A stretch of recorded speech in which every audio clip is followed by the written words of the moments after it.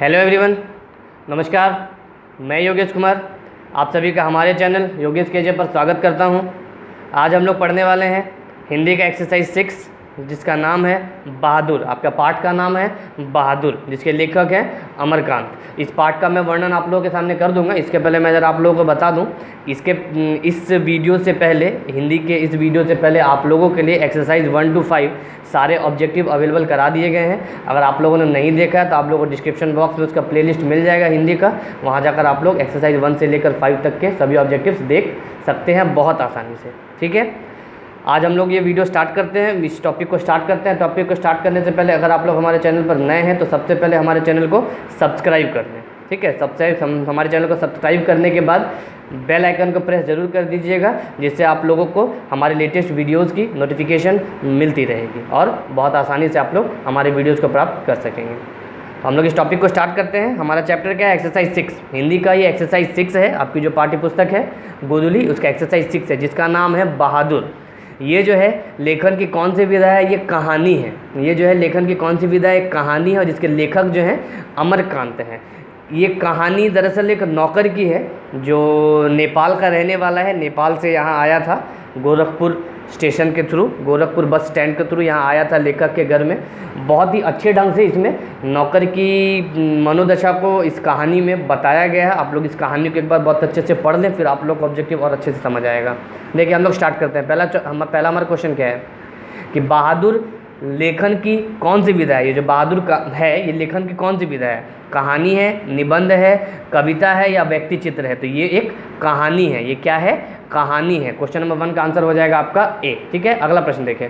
बहादुर कहानी के लेखक कौन है? बहादुर जो कहानी है इसके लेखक कौन है? ए अनामिका, बी मैक्स मुलर, सी अमरकांत, डी सुमित्रा नंदन पंत।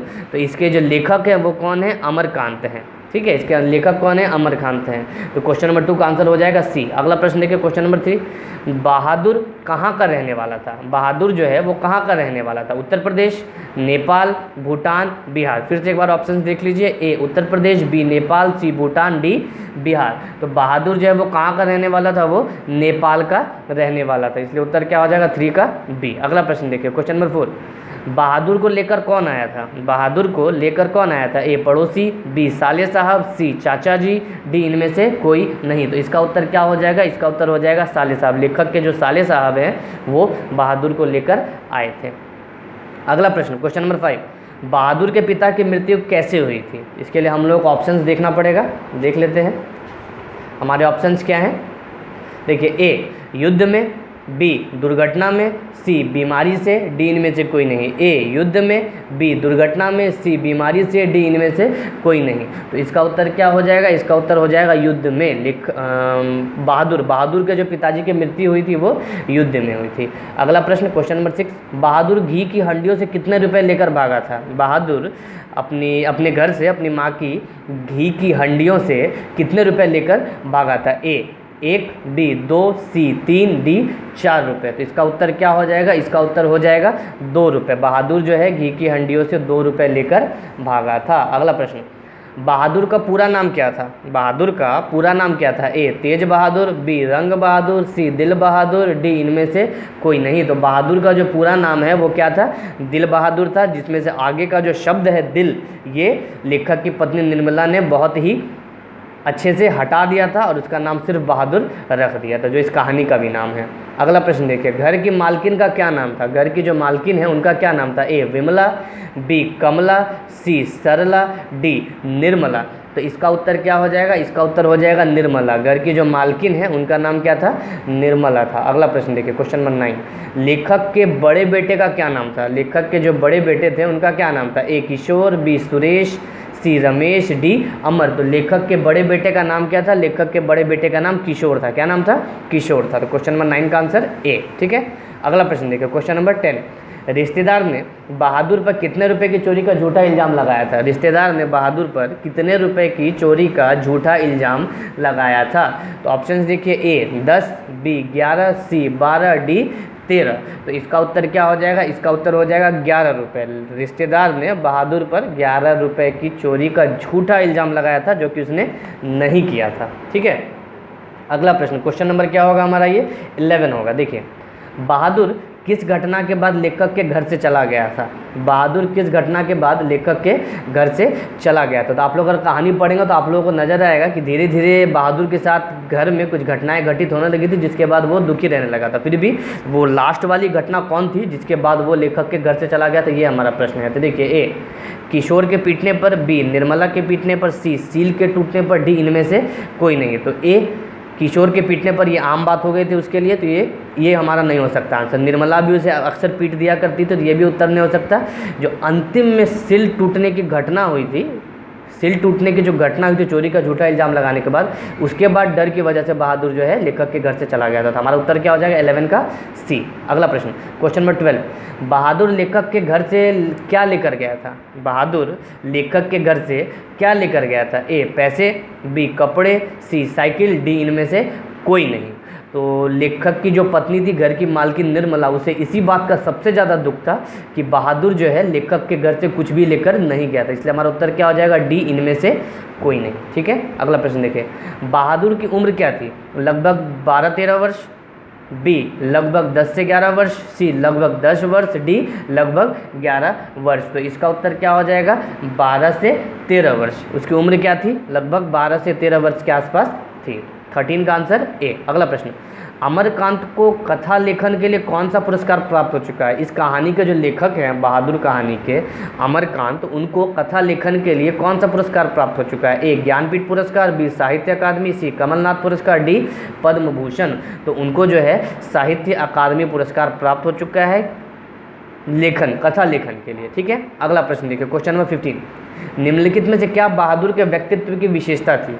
बहादुर बहुत सारे मतलब विशेषताओं से भरा हुआ एक व्यक्तित्व था, तो उसके क्या विशेषताएं थी, इसका यहाँ पर आप लोगों को वर्णन करना है। देखिए ऑप्शन देखिए, ए हंसमुख था, बी मेहनती था, सी निश्चल था, डी इनमें से सभी। तो ये तीनों विशेषताएं जो है बहादुर की व्यक्तित्व की है, इसलिए हमारा उत्तर क्या हो जाएगा? इनमें से सभी। 15 का आंसर डी आप लोग टिक करेंगे। ठीक है, अगला प्रश्न देखिए, अगला प्रश्न क्वेश्चन नंबर 16 होगा आपका। क्या है ये? क्वेश्चन नंबर 16 है, बहादुर की माँ ने बहादुर को क्यों पीटा? बहादुर जो अपने घर से भागा था 2 रुपये चुराकर हंडी से, वो अंतिम कारण कौन सा था? वो भी यहाँ पर आप लोगों से पूछा जा रहा है। तो ऑप्शन देखिए, ए रुपये चुराने के कारण, बी बात नहीं मानने के कारण, सी भैंस को पीटने के कारण, डी झगड़ा करने के कारण। तो इसका उत्तर क्या हो जाएगा?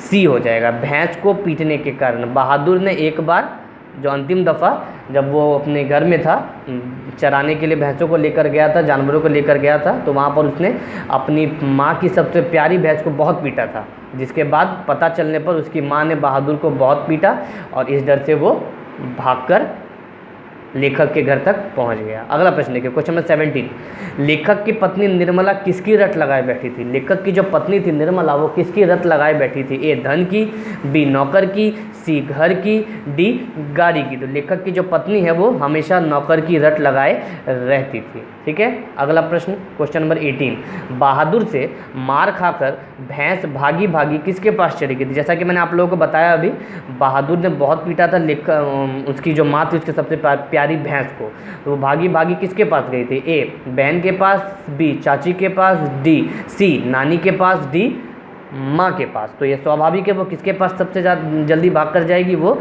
माँ के पास गई थी, जिसके बाद बहादुर की पिटाई हुई थी। क्वेश्चन नंबर 19, बहादुर कौन था?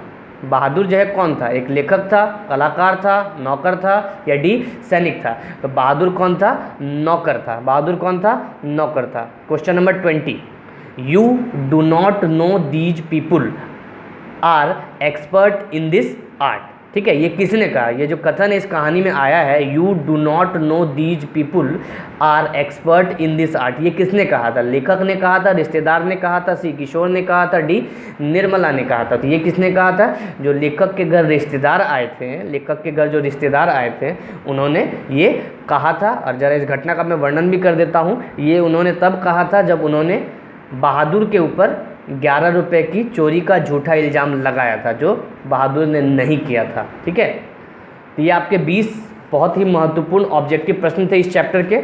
आप लोगों ने इन सभी ऑब्जेक्टिव्स को देख लिया है और मुझे उम्मीद है कि आप लोगों ने इसे नोट भी कर लिया होगा। आप लोग इसे याद भी कर लें और अपने एग्ज़ाम की तैयारी बहुत ही बेहतरीन ढंग से हमारे चैनल के साथ करते रहें।